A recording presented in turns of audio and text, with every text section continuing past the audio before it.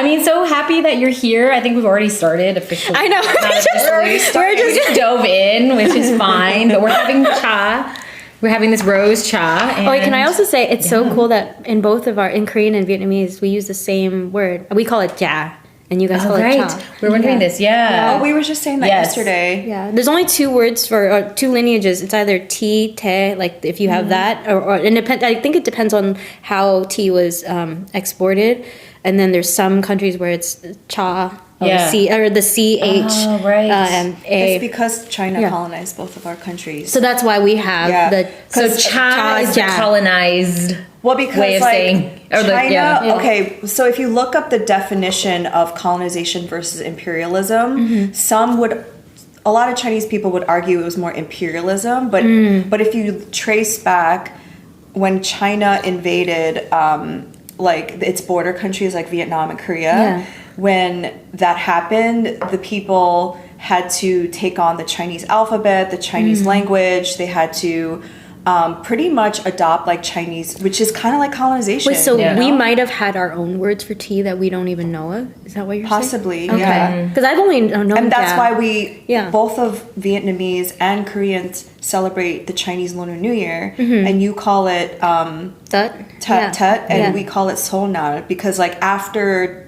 Not that they like ever like really went away, but after we gained our own separation from them, that's why we celebrate it too. The Chinese Oh, okay. Because I was because like the Japanese don't.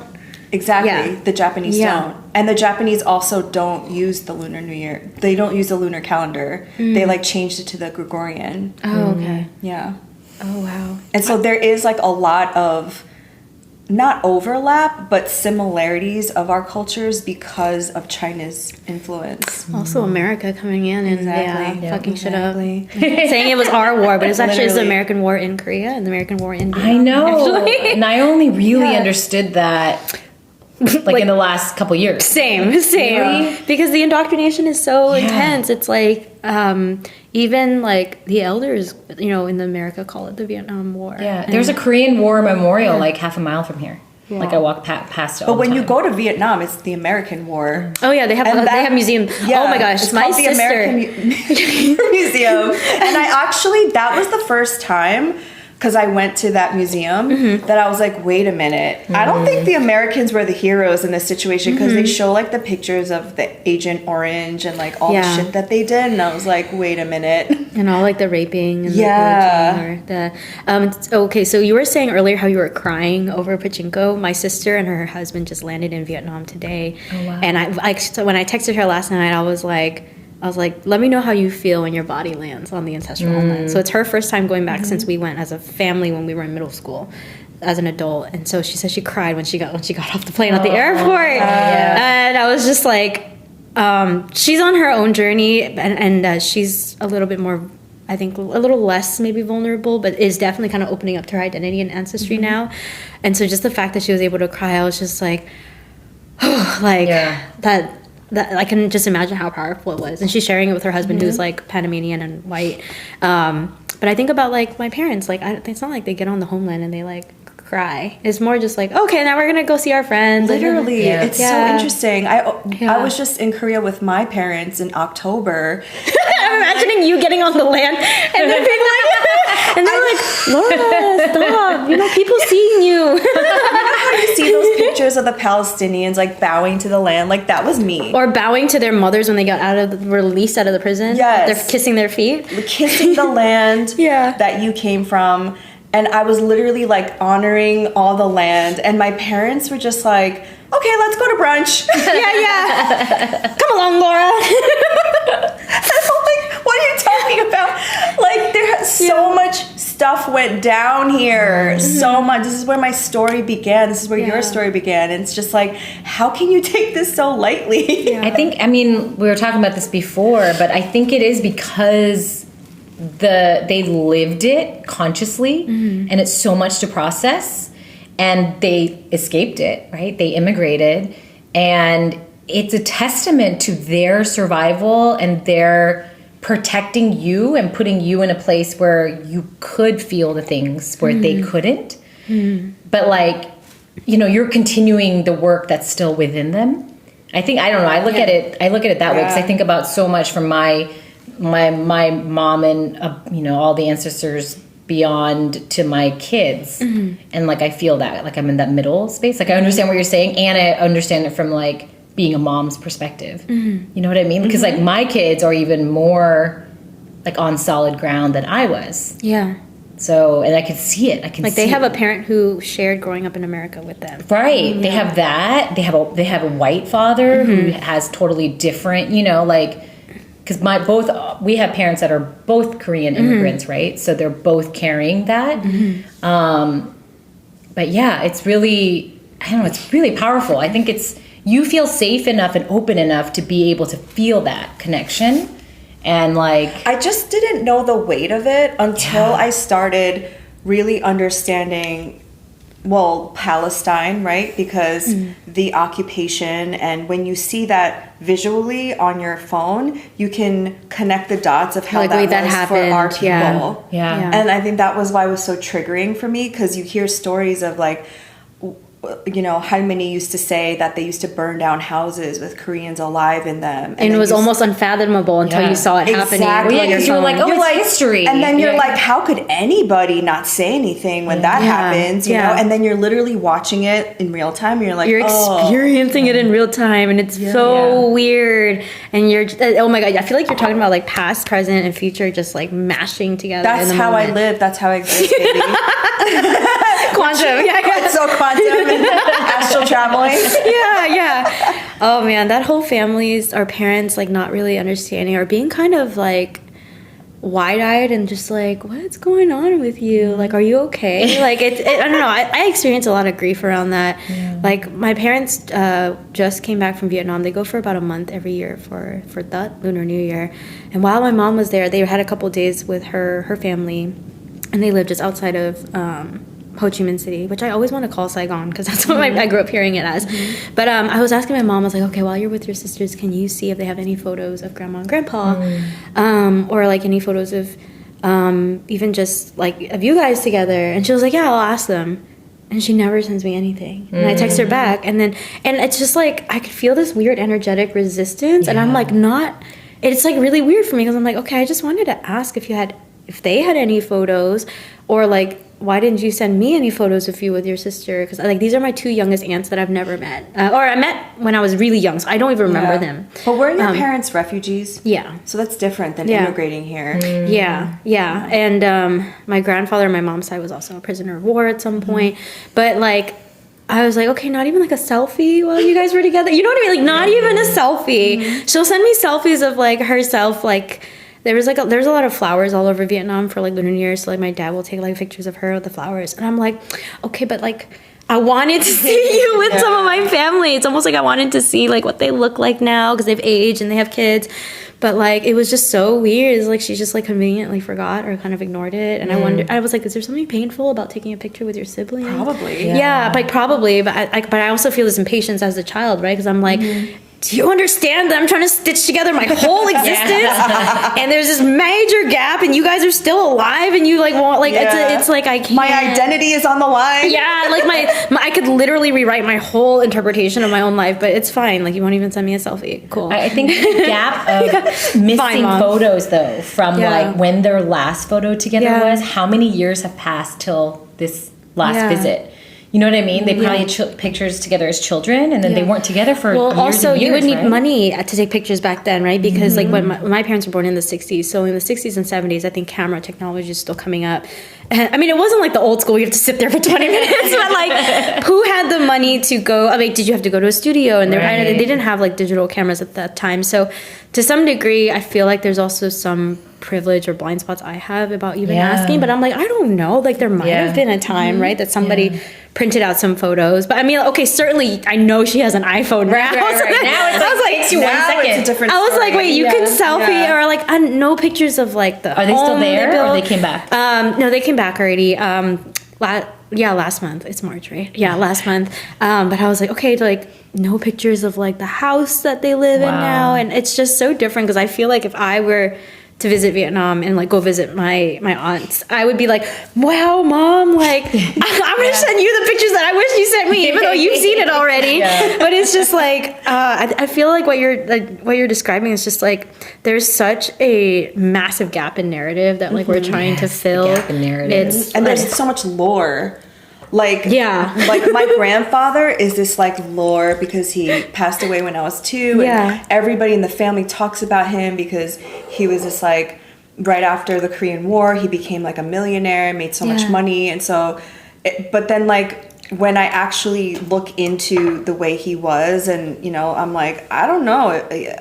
I don't think this is like, I don't know if he was like a good man, you know, because the more you do that digging, it's like you really start to find out the truth about people. And I think that might also be a part of it. It's like there's certain things that, because we're all Asian, let's just be honest, it's very secretive. And so I think there's certain parts of the past that they don't want to reveal because it's like either shameful or they're just like embarrassed. I don't know. Or like you're just like, why are you asking so many questions? I think they don't even know how to talk about stuff because it's just built into the silence is built in. The saving face and the pretending. Just keep putting one foot in front of the other. So there's I think they really lack the language to even, you know, probably even like work it out in their own minds. It almost like feels like it doesn't make sense to my mom why I like want to know these things. Right. Like, and I think that's the hardest thing to even try, because there's a part of me that's just like, how can you not conceptualize why I might want to know all of this stuff? Because they want to think about the future, not the past, and they weren't allowed to question, probably. Right. They weren't allowed to ask questions. Well, I'm sure they just packed up their shit and left. Well, I feel like questions are also dangerous, right? Because they can also lead you to disappointment. Like you were talking, it's like you might not like the answer. And to some degree, I feel like when you've experienced significant like trauma, like especially war trauma, displacement trauma, then it's like, why ask for things you don't even know what you're biting off? You know what I mean? Like it's better to just like keep the scope really tight. And I feel like that's how my parents kind of live their lives. Unknown variables are too risky. Did they move together? Were they together already? No, they met in a refugee camp in Malaysia, and then their families kind of got sponsored and went off different ways, and then they reunited in LA in Chinatown. What? Yeah, Aww. It's a romantic story. That's so romantic. For a marriage that I wish was happier. But like pretty romantic. This is pre-Facebook, but like my dad was at a Chinatown grocery store with his grandma. I think he was just waiting in the front for her to finish, and then he sees my mom's nephew run in, and he stops him because he remembers him from the refugee camp. He's like, what are you doing here? How many years later was it, do you know? I don't know, but I know that my dad's family ended up going to Chicago for when they got sponsored. My mom went to Minnesota. Those two places were too damn cold for their family, so they knew they wanted Seriously? They were like, California. We are tropical Asians. Southern California, please. And so they both ended up there. So I don't know how long that journey might have taken, but probably a couple of years at least. Yeah. Wow. And I don't know whose family like left the refugee camp first, but so he like found out my mom's family had relocated, and he got the landline number to like the one apartment or whatever that they were all sharing. Right. So go dad. Apparently he was a ladies' man back then.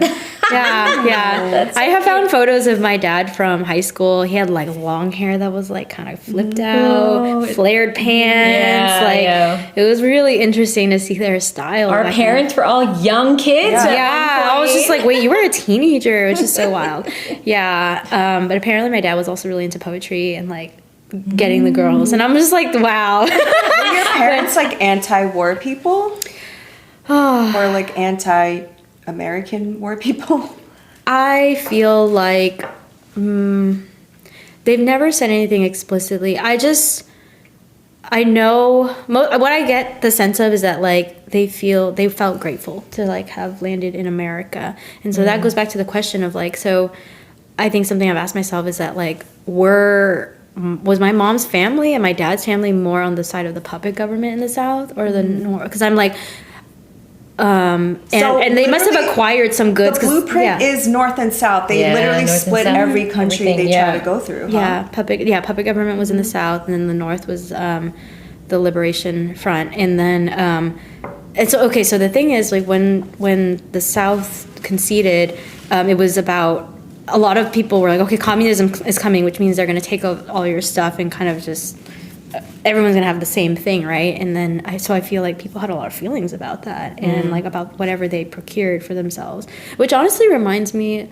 this might be a little reductive, but it reminds me a lot of like even how we experience capitalism right now, right? Why don't we have working class consciousness? Well, whatever you procured, you want to protect, because you feel like it's so scary to think about like starting over or having everything flatline and everyone's on the same page. Like, what would that even mean? We don't even know.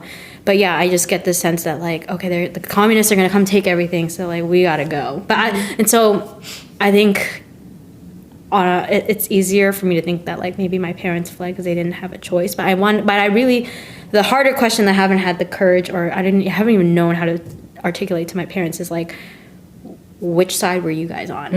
I don't really actually know. I just know they were part of millions of people who had to leave for myriad of reasons. And I also know war is very complicated. It's like, there's a lot that I don't know. You're just trying to survive. Yeah, it's like thinking of Gaza right now, right? Yeah. With like the people that want to stay on the land and they won't leave, they'd rather die on it, versus people who want to evacuate. They want they want a chance at a life. Yeah, and I think it's just like there's so many things that go into, I can't imagine. I don't know what I would do. And who's to judge? Like what you want, right? Yeah. Exactly. Because there's a perspective of, okay, you should absolutely evacuate if you can, so you have the chance of living.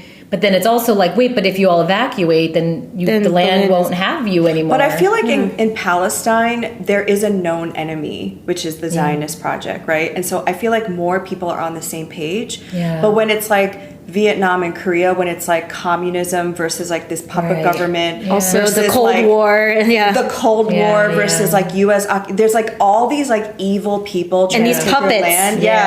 It's like who is good, who is bad. Right. It could probably very much feel like, I just need to get out of here. This is a disaster. So like, because I've had this conversation with my mom, or I've tried to ask her. Yeah. Did you know what side like your? So again, there's so much lore around my Harabaji, my grandfather, but there's no way that he could have been that wealthy without exploiting somebody else. Or agreeing to like the Korean Nationalist Party, which was aligned with the more democratic puppet government of the U.S. Like, there's no way. Yeah. Like, how could he have, right? So I'm thinking that they were, and also because I found out in October of 2023, like right after the Palestinian resistance started, that one of my uncles, my mom's uncle, so my great uncle, he was like a socialist essentially and was like assassinated for that. No. So it's like, I can only imagine that that's the side that they took, because if they were on the like freedom fighter resistance they side, probably have they would have been in the north. Yeah. Right. Or they would have like been murdered. Yeah. So I concluded that that's where they were. Yeah. And I'm not going to judge them for that, because it's like, I don't know what it's like to be starving and what they felt they had to do. Exactly. Yeah. But I understand why, though, that they're kind of more passive when it comes to politics and resistance, and why my mom's always like, why do you have to be so like loud? Like, stay quiet a little bit, because she's like afraid that I'm going to get murdered. Yeah. I mean, this is valid. It's a valid fear, but at the same time, like, it's probably hard for them to understand, like, why are you shaking up so much shit? And when we're like, well, none of this makes sense, we just want to almost dislodge all of it. So I feel like I have a similar story with my grandfather, in the sense that, like, I just learned at Thanksgiving last year. This is my dad's dad. My grandfather died when I was in middle school, so I didn't know him very well. He was also kind of like a mean, curmudgeon-y soul. Like, I was scared of him. I would always be like, okay, when I go in to see grandpa, I always have to put my hands together and bow with my sister. It was very, very like authoritarian. But I learned from my older cousin that like the province in Vietnam that my dad's family was in is called Sadek, and it's in the south. And my grandfather was actually one of many poor Chinese men who fled to Vietnam to try to find work and send money back, because China was going through a lot, like famine, and their economy was not where it is today. And he was houseless for several days, until somebody who had the same Chinese last name was like, hey, you can just sleep in my backyard. So he was, I guess, then allowed to camp in someone's backyard. And then he had to work his way up. But I learned, my cousin Michael told me that, like, grandpa went from like sleeping on the streets to being like one of the top 5 wealthiest men in that in the province. And I'm like similar to you, I'm like, Yeah. But what did you do? You know what I mean? Like, squinty eye, like investigator, like magnifying glass. Because there's a part of me that's just like, I imagine that might have required like doing something shady. I was like, what's? I was like, I'll just say morally ambiguous. Yeah, morally gray. Yeah, no ethical billionaires, right? So yeah, because I'm like, okay, like in order for you to become one of the most rich men, then there were other people that had to be exploited. Yeah. And so I had weird feelings about that, and then I just know that as my grandfather, like, it's weird. My grandfather and my grandmother had this sense of entitlement that all the 7 kids needed to fund their life, like, once they came to America. And so all the kids had to, like... That's just Asian, though, isn't it? Do you think? To some degree, but I feel like there was so much just resentment, like, between the kids and my aunts and uncles but, yeah, like, but I think because when I learned this about my grandfather, where he went from being like really wealthy and then losing it all and being kind of like a nobody in the U.S., I think about what that might do to an ego like that. And somebody who has a truly rags to riches story. Yeah. And then I think about the entitlement where my dad I could see, like, it was a lot of it nonverbal, but just like, so at my grandfather's funeral, my dad and some of his siblings were fighting over money. Like at one point in the funeral, and I remember being 12 and at the actual funeral. I remember being at the funeral and just being like, it's so interesting, Dad hasn't shed a single tear. You know, and like at 12, I was just kind of like taking note. Yeah, and then they were fighting at the funeral. It was happening while they were lowering the coffin into the... Stop. They were like, because I think like wherever the cemetery or whatever, like they're probably like, okay, here's like some final things that you have to pay for at that time or something. Right. And I just remember a couple of them being off on the side, like getting heated about who's going to pay for what. And I was just like, wow, this says so much. Yeah. So yeah, I'm just like, and then there's a part of me that's like, wow, like there might be some like inner colonizer. There probably is. Well, there for sure is inner colonizer stuff for all of us, but I'm like ancestral inner colonizer. Oh, sure, yeah. Yeah. Yeah. So this is like your role in the revolution is really about collective rest. And we've each like kind of interviewed you about that. Do you feel like that's your role? I feel like my role... It's interesting. I feel like if you asked me a year ago, I might say yes. And I know, because everything stared at me like it's not. I think collective rest. Like, what's collective rest? No, she's like, that's your handle. She's like, I don't know if I. So it almost feels collective rest feels like one lane, one skin, through which I am able to live out my liberatory praxis. And this is actually, I just came from having lunch with some of the resties. I have a group program specifically for Asian women to break intergenerational cycles of burnout, and to liberate themselves and their lineage, and to be able to actually come into rest. And a lot of this work is always from a lens of understanding systems of unrest. And so having just come from a brunch where there was like 6 of them, they're all from different cohorts over the past like 4 years. And some of them have never met in person, but it was just so seamless, and everybody there, we were all just kind of reflecting on what our life was like before we really took our rest seriously. And some of us have gone through really hard things. Like, one person was like, I had 2 concussions and that was my wake up call, right? And I was like, I had a concussion too at a point. But I'm in a phase right now where I feel like collective rest continues to be really important to me, because when I think about how oppression is always enacted upon the body, for me, what I've learned is that rest is being able to access who and how you naturally are when there are no demands on your being. So it's almost like accessing our liberatory essence that would have been if it weren't for the conditioning. But that's not everybody's definition of rest. But that's what I've learned. I'm like, the whole point of like being able to take a nap and like take a break and slow down is for that. You want a glimpse into that, your being, right? And so for me, like, I guess why I'm having you're kind of catching me at a weird intersection where I feel like right now I'm being asked to like let go of the way that it needs to look. I almost feel like collective rest is the way that I live. It's an ethos. It's almost like my liberatory praxis. I'm like, there are a lot of different ways to I think, do the decolonization work and the community care work and the coming into politicization and growing our consciousness spiritually and politically. And for me, I feel like collective rest has been a way that has really worked for me to make it holistic versus like it used to be like I would go read my political education books and then I would go off to do my spiritual, but like they kind of felt disparate. And now I have found a cosmology that holds it all together through the rest journey, which is something that most people will be like, yeah, that's good. Like no one's just like, nah, that's bad. I'm not tired at all. Like everybody agrees that they're fucking tired. So it's almost like it's not an easy entry point, but it's an easily validated, understood entry point. So I like it because it has allowed me to, I think, bring in a lot of different people who are at different places in their politicization to recognize that like the true enemy is the system, the true enemy is the empire. And I'm at a point right now where I don't know where life is going to take me. Like I've been going through some massive changes and I knew that was going to happen with 2025. I mean, like the astrology alone, right? Yeah. Like, so right now, I think it's hard for me to say if that's like I don't think that's my only lane because I think all of us are multidimensional, just as like you're not just an astrologer, right? Like there's all these other aspects of us.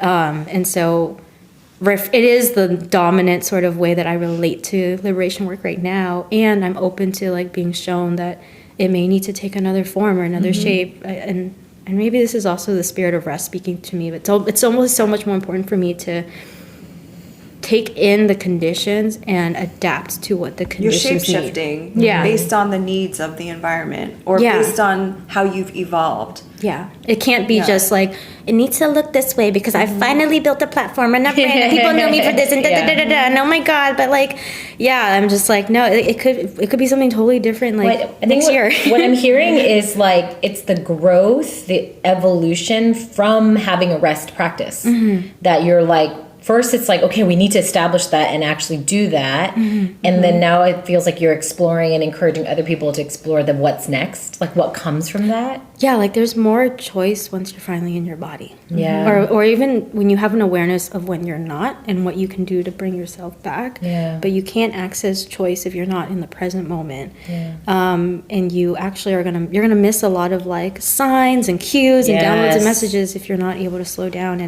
and understand how to work with, I think, a lot like discomfort and pain and grief, which is a lot of why many of us don't want to slow down. So for me, a lot of this is also like, how do we sustain the long term? This might be grim for a lot of people, but certainly not for you all. But I'm like, I feel like I've been knowing that we're going into what Francis Weller calls the long dark. And I'm like, in the long dark, you're going to have to learn how to move in the dark. Yeah. And it's not going to look like the way it did when you had the light on. And I feel like a posture of rest is a death practice. It's a way to start to like cultivate, what I've been calling night vision. Like it's a way of moving differently you're using different senses too.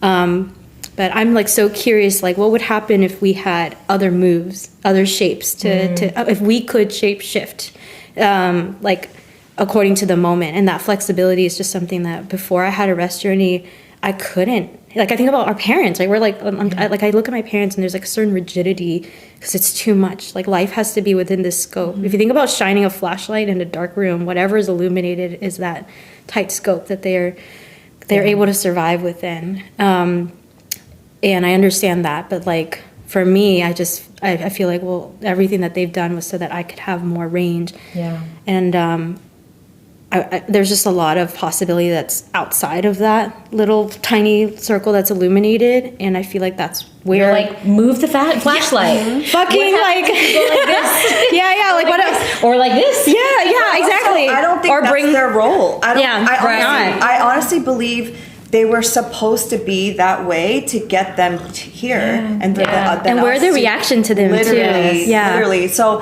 I've kind of stopped expecting so much from them because I'm like, they did their thing. Now they're old. Now it's their like sundowning phase. I mean, of that life, was their like spiritual path, right? Literally. Like, and we can have a lot of opinions, and I'm always gonna advocate for our petty, angsty teenagers. I wanted more. I'm like, yeah, you wanted more out of them. But like when I step outside of that, I'm like, I have no idea what it is to like leave your fucking country at like 13, 14. No, but also you wouldn't be honoring their soul's journey. Yeah. Because that's what they agreed to do. Right, in that lifetime. In this lifetime. Yeah. And so like I can't tell my mother who's like, you know, I just shared some stories with you about her. Like I can't force her to be more awakened when maybe that's not her. Yeah. Like cry about this bowl of rice now. Do it. Yeah. Doesn't this make you sad?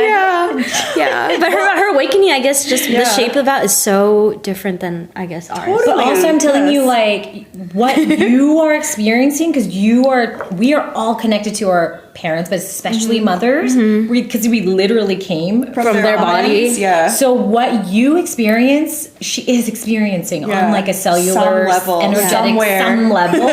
It is happening. Yeah. Maybe because like we have mirror beyond neurons. consciousness. Yeah. That's And what I'm so saying. when you like cry, that's why like whenever somebody cries, I start crying. Yeah. My eyes just start Unless leaking. it's your mom. I'm like, Unless literally. it's mom the other way. But Yeah. I know that's because she's repressing or suppressing it. Yeah. Or like when you yawn and somebody else Yes. yawns, Yeah. so Yes. it's like it's inevitable. Yeah. So like just, and we talk about like continue our ancestors' work, right? They're not even alive anymore, but we know that like what we do is healing them. Yes. They're also orchestrating a lot Exactly. of stuff too. Right. That's my point. Yeah. Even if we're like The so dead and the frustrated living. with our parents and like you know, like we don't understand, but like it is happening. Yeah. You know, whether it's they're conscious of it or not, whether they're Yeah. like stubbornly repressing it or not, like it is happening. Isn't it actually kind of comedic to think about how much we try to understand and the it's not possible to understand all of it. But like there's something really funny about how like just how like much cognitive dissonance and like just bashing our heads. We're like, why? Yeah. But then at a deeper level, we're like, oh, but part of this is just that I think struggle. it's the mind/ego that like wants to make sense of it Wants all. to know. Wants to know, and then like the soul, spirit, the heart that like knows. And it's also like, but you like- actually don't have to know. Yeah. To know. They know you have to know. You know, it just is like it just is. And it's okay, and we kind of bounce between both. I think. I got a psychic reading with somebody that my astrologer Oak. Well, Laura's also done my astrologer reading. It is kind of weird to say my astrologer, but I don't know how else to say it. I'm like, these are people that I have gotten readings from and on somewhat consistently. I'll be like my favorite astrologer. Yeah. But they were recommended by Oak, and I did this reading, and literally my whole intention was like, why won't my ancestors like show up and like show me their face and tell me their name like when I'm asking them to? Because I've been like so frustrated. I'm like, it's almost like, oh, if I don't know what they look like and I don't have a name that they gave me in meditation or in my dreams, then like, are they even here? And she literally was like, you can know without knowing. And I was like, I laughed, but I was also a little pissed because I was like, man. That's because you're still trying to control how they show Yes, up. exactly, right? Show up to me as an apparition. Yes, exactly. Like, and also, like, I'm like, I know that they also only show up in a form that won't like scare you, because like I know some people who like see like literal spirits, and honestly, if I'm like really honest with myself, I'm like that would probably freak me out a little bit. But like what I'm very comfortable with is like I'll just feel ripples of intense sensation go through me. Like I'll get a chill up my spine. I'll be in meditation and all of a sudden like there's a warmth, and that feels really comforting because it's like presence without presence. You know, so I'm like actually laughing at myself as I'm telling you the story, because I'm like, they probably were like, bitch, you couldn't handle if you saw us. You would go crying and be like hiding in the closet with a flashlight and be like, I'm never going. Exorcism or something. Yeah.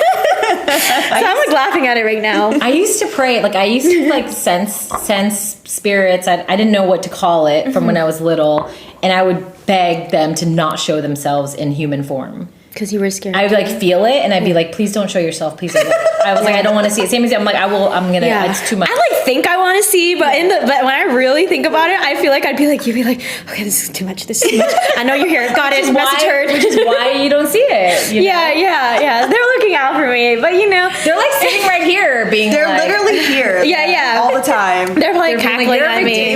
They live in your bones. They're cackling at me right now. Yeah. But going back to rest, and we don't have to talk about it for that much longer, but I truly feel like the way to break the cycle of violence and these systems is through a rest. Like rest, I consider rest as just being, like listening to your cyclical nature.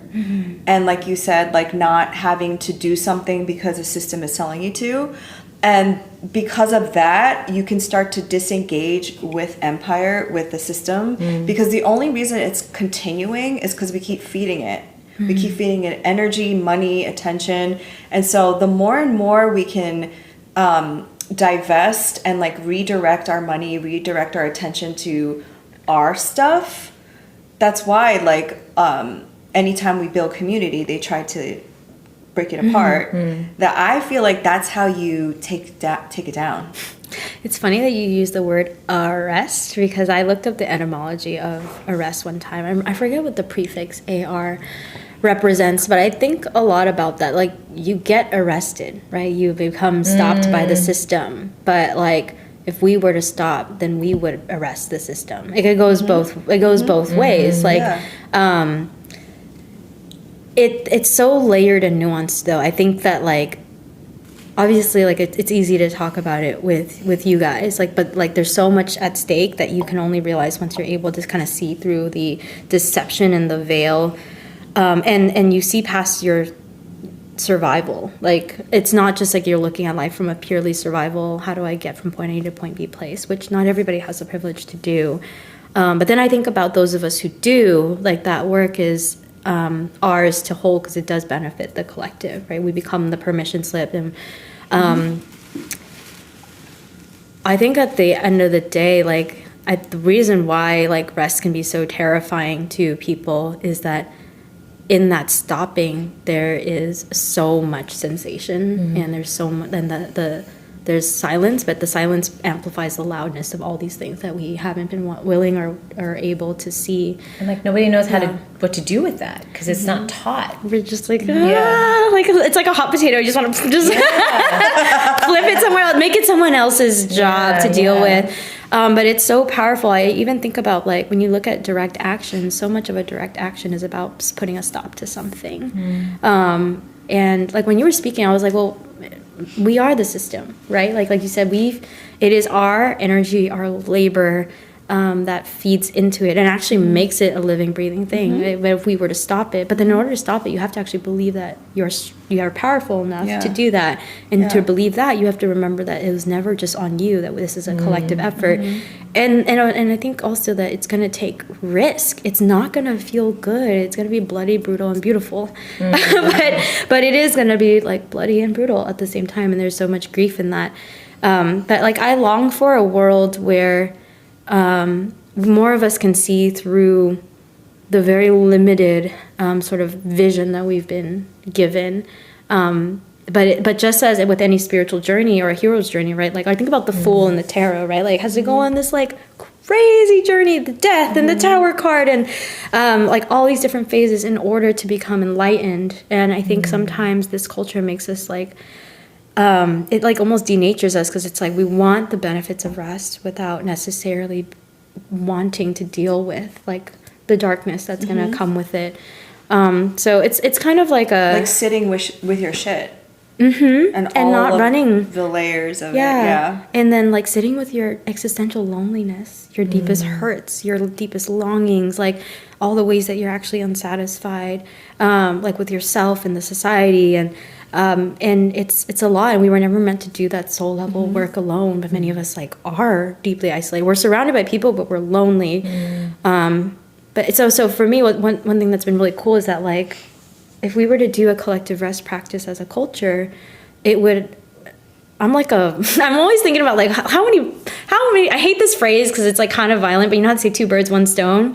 So, but it's like, how do we like, this is like, I feel like if we were to have a liberatory rest practice that was part of our social justice movements and activism, it would like 5 birds, 1 stone. Because it's like, how do we sustain it? Well, we need to have this practice. How do we make the practice feel accessible? Everyone needs to do it. It's not just like, oh, Leah rests and everybody else is going to keep grinding. Because then you're never going to actually feel safe enough. You're like, okay, I'm not good enough. These activists are going to think that I'm like just a lazy piece of shit. And so it's like we have to take that community de-risks the change. And so I'm like, yes, like let's keep blaming the system and like, you know, there are perpetrators and people that we need to get out of power, but like there's also, I think the harder part is like looking in the mirror and being like, where am I like not willing to actually like do the thing that's going to lead to that collective opening. And I'm still looking at myself in the mirror too, because like I'm doing a lot of healing around like the parts of me that are much more comfortable just doing things in isolation. Like it's taking real labor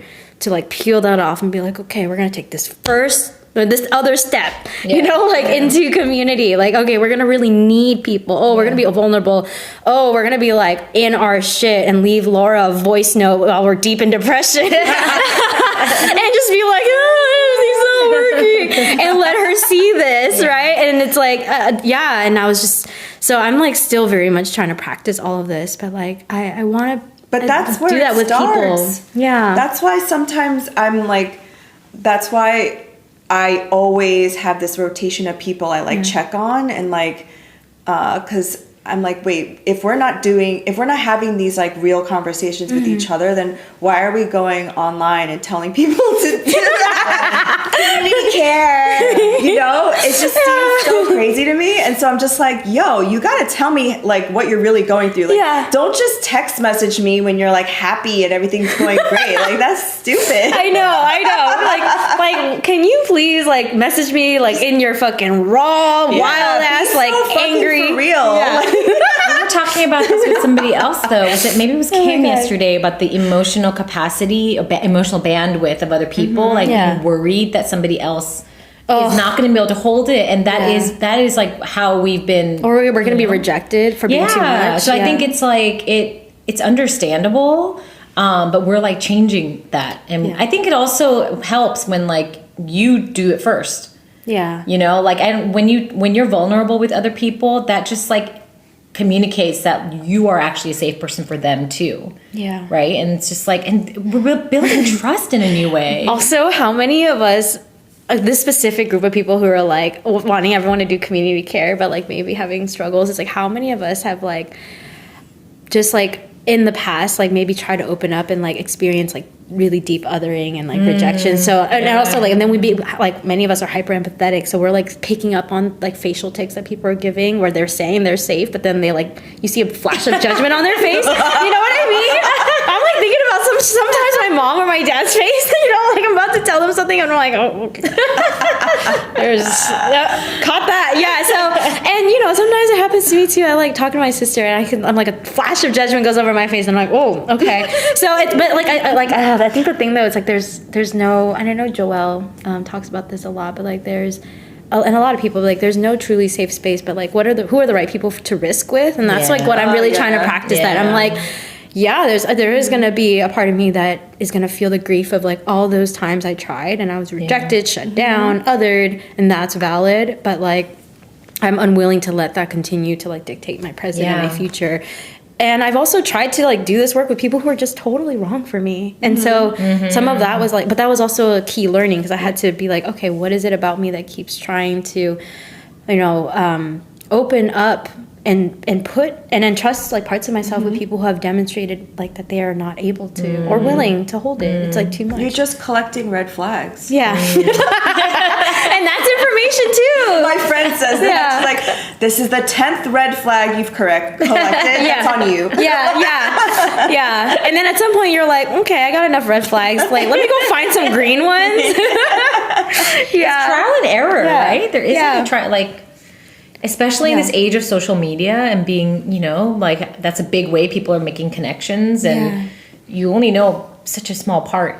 I feel like all of relationship is trial and error. Yeah. We're just shooting shit in the dark and hoping to not fall on our face. Yeah. When also, like, you know, when you like start dating someone and you get like the best version of them, which is not going to be and the then 100%. 6 months in, You're like, oh, this, you know. That's why I asked the questions in the beginning. Yeah. And I'm like, just go, can just you cut handle to this? the chase. Yeah. Yeah. So one of our questions, which I was about to ask you to share one. well, one of our questions, our rapid fire, which we're not going to get to yet, but like one of our rapid fire questions is like, what are your red flags? And yesterday Joelle said, mine is if you aren't curious, if people aren't curious. And then I said, well, people say that's my red flag because I ask too many questions. And intense ones. Yeah. Because like I'll just ask you what's your childhood trauma. Because like I want to get to know like who you are at your core, like because you are your patterns, your habits, and your and how was your childhood? Because I studied psychology, so everything. Also, you're like your fucking history is gonna affect my present. I'm like, I just want to know what I'm dealing with here. Yeah. You're like, can you just give me some context? Give me a folder. I need that. I'm not just walking blind into this. You know, that's so funny to think about. Like, it's like I need to know your history. Yeah. I need to know like where are your ancestors from? What's your childhood trauma? What was your like? What did your parents talk about? Like money and finances and relationships. How are you in conflict? Stuff like that. Yeah.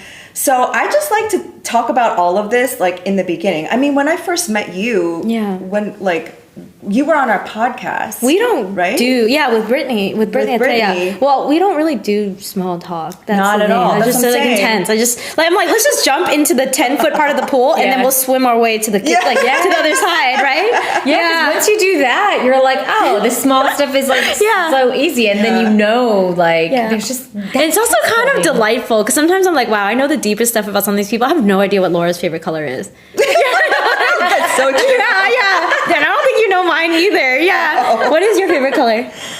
I don't really have like a favorite color. I think it's always been like blue. Okay. Yeah. What Mine's about green. yours? Green. Yeah. I was gonna say green. Since I was a child. Yeah. My childhood bedroom was painted green. Mine's changed.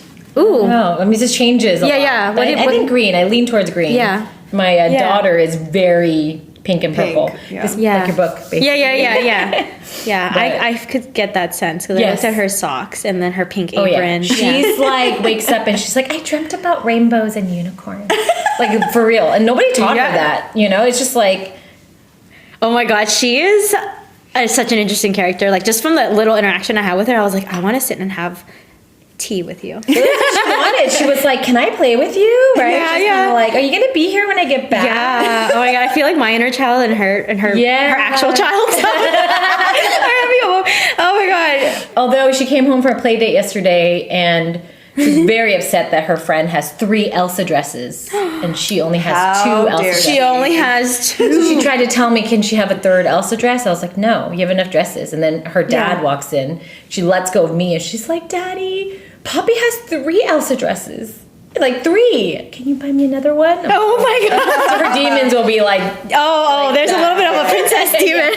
Yes. Oh my gosh. But honestly, as a child who kind of like grew up on a very different end of that like spectrum, there's a part of me that's just like, yes, ask for what you feel like you deserve. Like, this is an injustice. Poppy has 3. No, like there's something that's really valuable about the person that's like, I don't want to settle. Like, I could totally. I'm not taking no for an answer. Yeah. There's like a fiery spirit in that, but also like, ooh, you're gonna have an interesting toddler, you're a teenager, and like, how old is she right now? She's 4. Okay. Yeah. It would be interesting toddler years right now.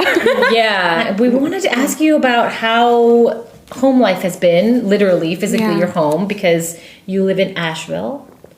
And you were displaced from the hurricane. And you came back. I wonder if you want to talk about that, or because it was a lot. I feel like a grief in my chest when I think about it, in the sense of, and I also have a lot of survivor's guilt.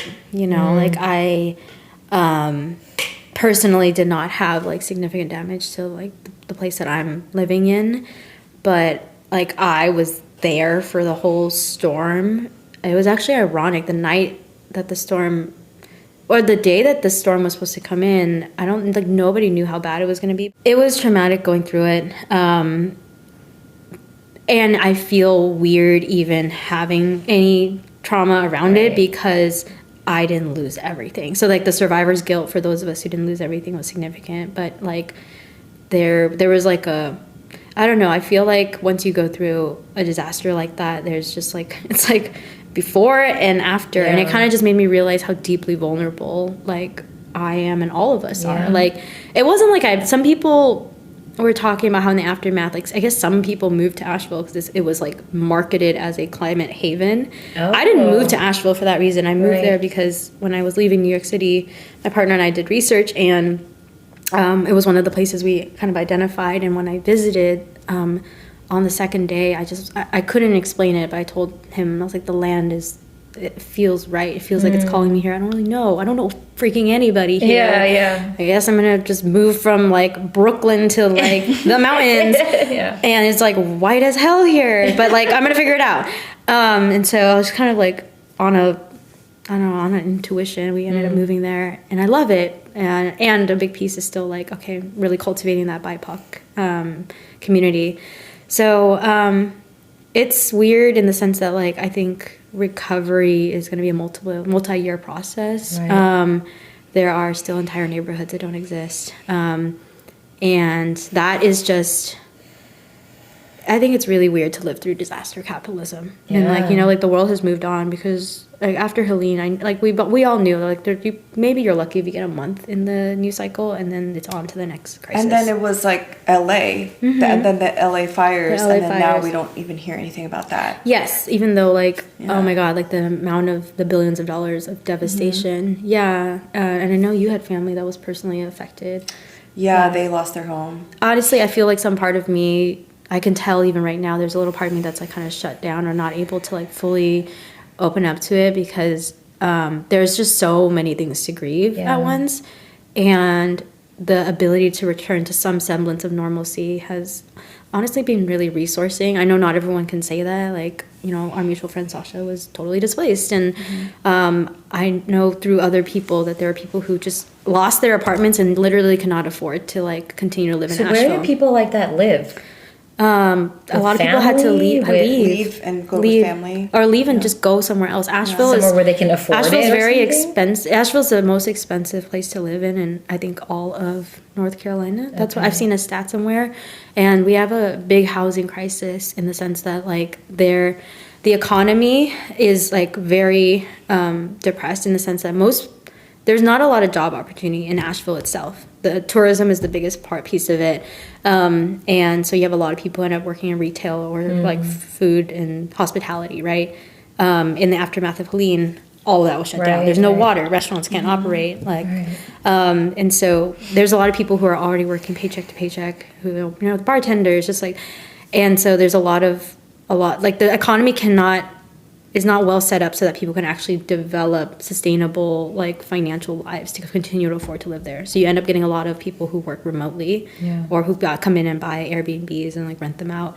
So it's just sad because there's like a drain of like the culture that's happening. I mean, I know we like Lahaina, like after the fire was kind of the same, right? And then the predatory messages that people started getting messages and people coming to their doorstep being like, we'll buy your property to give you cash because you just lost everything, right? So yeah, it's like a lot because even though I'm personally not affected that much, I even hate the word personally affected because I'm like, we're all connected. Right. So I'm very collectively affected by being aware that these forces are present.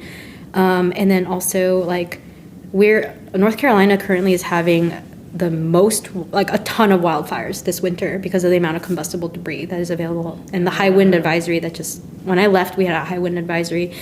So the other day I was looking at a map, there's wildfires all over the state because it wasn't just Asheville that was affected. And so there's this sense of like, oh, how has this completely even changed the reality of living here? So it's like there could be a brush fire that starts and then even though, you know, you survive the hurricane, it might be a fire now that takes your home. And there were actually people who had to evacuate outside of Asheville because there was a big fire that broke out. So it just feels like there's something attacking you at all sides, and I think I'm like living inside of that reality, while also holding a consciousness that like under systems of oppression, there's always invisible and social forces that are attacking on all sides. But now it's like you add in the elements. Now I'm not blaming the elements, but there's an elemental like I could be like I have to field potential threats from all sides. It's just kind of little tangible like threats. Yeah, like fire. Like I mean, the riverbeds are changed, so the way that water moves through the land is different now. All the trees being down, so if there's one fire, it can easily become very large. And we do not have firefighters the way that they do in California, because we don't just like California is they're underprepared because of the budget cut, but that's a cultural thing, so I'm like, if the world is that North Carolina is going to be facing a lot of fires, like, are we set up for that, so also I think what was so shocking is Asheville doesn't get hurricanes, because you think of hurricanes, you think of Florida or like we're so cities. far inland. Yeah. I mean, technically we didn't get the hurricane, but we got the storm that was surrounding the hurricane, because the hurricane moved in a pathway, and so if you like, it would have been worse if the hurricane had gone through, and it's wild because the hurricane did go through like parts of Georgia, right? And like so that's also wild to me. These are places that are very inland, and we're also very high up in elevation, but like it was just, but we have a lot of rivers and like a lot of water, and a lot of trees that were knocked down by the wind. So it was like previously unimaginable, and now it's like, okay, there's actually a lot more that is imaginable. And once the previously unimaginable happens, the realm of the imaginable potential threats increases. Yes. And that feeling does put you into hypervigilance. Yes. So I'm trying to balance like resourcing while also recognizing that the hypervigilance plays a really important role. Yeah. And so, I mean, no wonder I've been like depressed and tired and just like, especially in winter, I'm like, oh, there's all this shit. Yeah. When you're uprooted, you're just like, you're running on just like survival, fight or flight. Even if you keep saying like survivor's guilt because you didn't lose your physical home, but you did lose your idea of home and security. Like, that completely the city shifted. Completely changed. And your community and your town. Yeah, like there were, like people... Like, we had houseless people who were going through the storm on the streets, I mean? And thankfully, there's, like, organizations and groups of people who keep in check with the houseless folks that are around them. But, like, it was just, like, people living in shelters and, like, I was doing, like, contributing to mutual aid efforts. And it was just, like, it was utter chaos, honestly, for months afterwards. So I think as I'm naming all this, I'm like, oh, I've been holding a lot more, but it's, but, like, you can't literally be conscious of it 24/7. So I think that kind of contributes to the cognitive dissonance. I'm like, why do I feel so tired? Or like I wanted to like reach out to like Laura, but it was just easier to like cry in my bed and just like hole up here, and I have a weighted blanket, so it's very comfortable. And I'm like, oh, like it almost sometimes feels like the forces can bury me. It can bury me. But not saying this to make you feel better, but like I have survivor's guilt from Gaza, from like everything. From basically anything. Everything. So it's like, even though that hit closer to your home, I feel survivor's guilt all the time. It's like, what did we do to be able to have the privilege of like, sitting here? Right, but eventually it's going to hit all of us, because it's like these climate disasters are just becoming a reality. It's like the meme that's like, you're going to be watching them on your phone until it's on your doorstep, which is so dark, but it's true. Because I was like... yes, I watched the wildfires from my phone, but I was like, it came to my doorstep. And man, whoever tweeted that, they should be getting royalty. Brilliant. So, but you're right. I think you make a really good point, because I think like I do experience survivor's guilt for like, I mean, every time I see a houseless person, I'm like, oh my God, I feel such shame, intense survivor's guilt, because I'm like, it was just a roll of the die that I'm sitting here in a car with a home and a roof over my head, and this person, sometimes it's like fucking raining outside, and they're out there just trying to get their next meal, it kills me. And that's one that I think is so normal, like any major city in the US, right? Like the houseless population. And I hate that there's a part of me that sometimes has to like just tuck it away. Yeah. And because I feel I'm like on the verge of crying right now, because I'm like, they're a human being too. But like, to open up to the pain of every single houseless person, I just feel like I'm going to be incapacitated, because I'm like, okay, but then there's all the people in Gaza, and then like there's all the people in my community who are like, there's people in Swannanoa, North Carolina, who are still living in tents this whole winter, and they've been forgotten, like, so I'm like, there's just like the layers and the amount of suffering that exists in the world. Sometimes it just feels like so much, and I know it's not mine to hold alone, but sometimes I feel a responsibility. I'm like, is anybody bearing witness? And I don't even feel like I'm adequately bearing witness. Because, like, at some point, if I bear too much witness, then I'm just going to completely, like, give up on life and just, like, lay in my bed and feel like I can't do anything. So that's also what the systems want. Yeah, exactly. You know, like, yeah, for us to collapse, then we can't fight them. Mm-hmm. Yeah, or to infight each other. Oh yeah, the infighting. My God, the social justice drama. What is this? Yeah, like what? It doesn't make sense. Yeah, it's really hard to play nice on the playground when everybody's got an opinion. We are all like 4-year-olds, really. Yeah. Being like, why do you have so more dresses than I do? Yeah. Oh man, no. Yeah. Thanks for sharing all that. I mean, it's.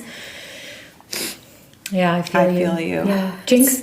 And my mirror neurons are turning on, so I'm like, join me. The tear train is here. Should we ask a rapid fire? Rapid fire, yes. Yeah. So I guess like you kind of answered it, but what would you be doing if capitalism wasn't a thing?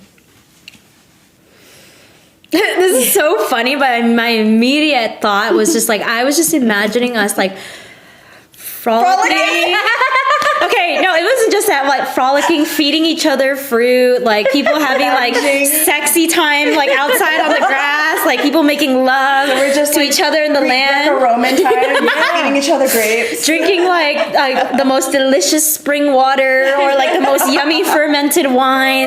But, like, having such a deeply sensual, like life that is so embodied, and that embodiment being deeply connected to the land and like cycles, like you were saying. And also, but it's not just like a total leisure. I'm like, we would be doing work that felt really meaningful and like contributing to the betterment of humanity. Like, so I'm actually reading a book called Everything for Everyone right now. It's speculative fiction. It's set in the 2050. So all these crises that we're afraid of and living out, they've already happened, and it's a return to communal living. And it's actually the book is set up as a series of interviews with people who survived and made that transition happen. Goosebumps. It's really good. But like reading that book has just made me realize, I'm like, oh, it's not that people don't want to work, it's we want to work, because every society, every community there's work to maintain. Yeah, of like course. Plumbing, construction, childcare, education. There's work. Yeah, there's chores. And there's things that you want to do, and you want to, like,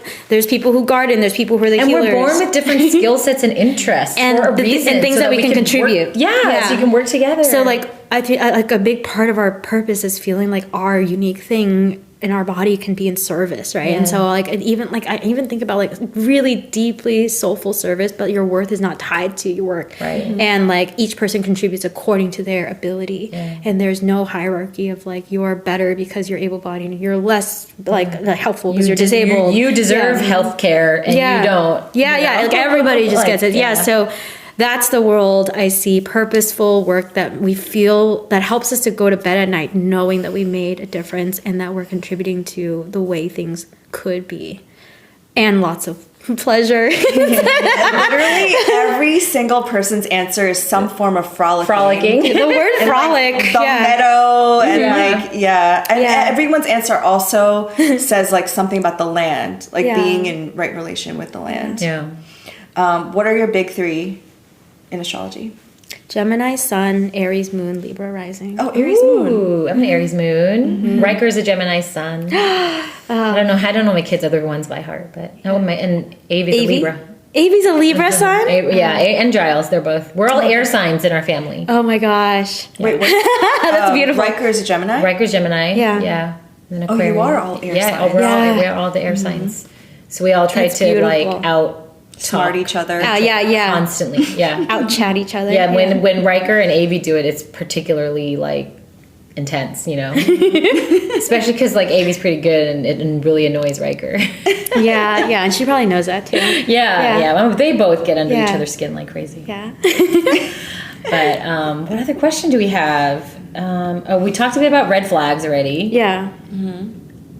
Wait, do you want to know my red flag? Oh yeah, did you not tell?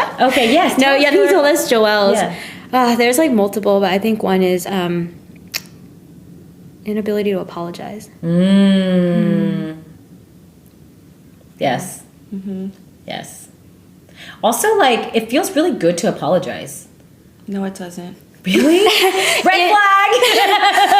There is an ego death in an apology for sure. Yeah, I feel it's not. It doesn't feel good, but I do it. You know. Yeah, for I me, think the it feels connection so after good. the apology is what feels good. The intimacy Right. that's formed through it, but the actual apology is like, Yes. oh, But to not, I kind of sucked in that. Yeah, but the like the more pride. you do it though, Yeah. it's so liberating because Yeah. it takes so much energy to hold on to the thing that you're not going to be sorry about. Yeah. And then when you just say sorry, it's like, I don't know. It just, Yeah. Well, I'm There's a usually freedom. not wrong.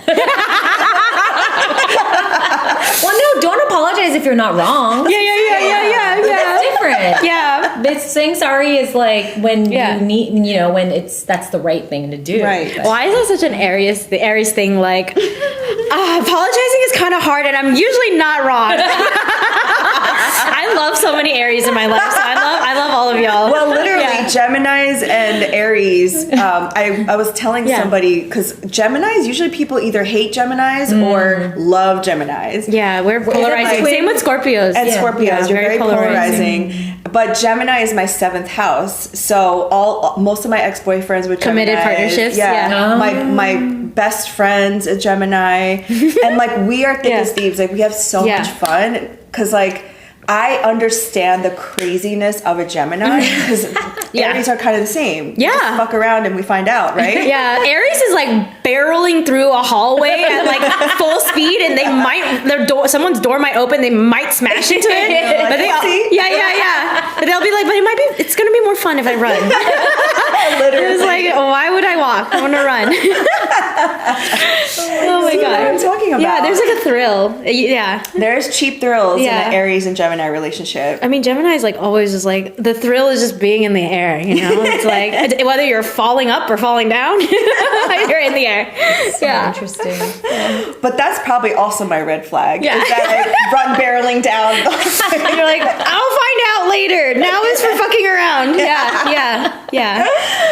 Well, thank you so much for being here. We Thank you for laughed and having we me. cried, and thank you know. for sharing so vulnerably. We laughed and we cried. That's how you know you had a good time. It's like we went the Literally. full spectrum. The full spectrum of emotions. I only wish we had made more tea. I know.